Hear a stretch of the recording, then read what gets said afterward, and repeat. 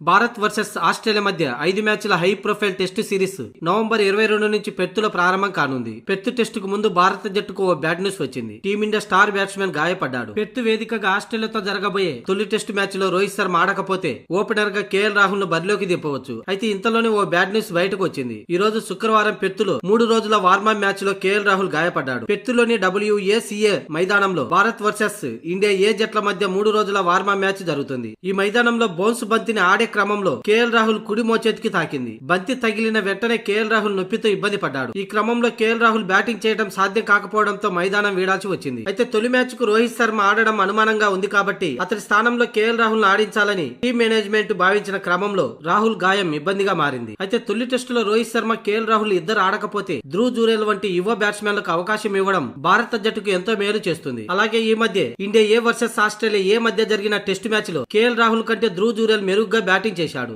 మామూలుగా టెస్టు అంతర్జాతీయ క్రికెట్ లో కేఎల్ రాహుల్ ప్రదర్శన కూడా అంతంత మాత్రమే ఉంది.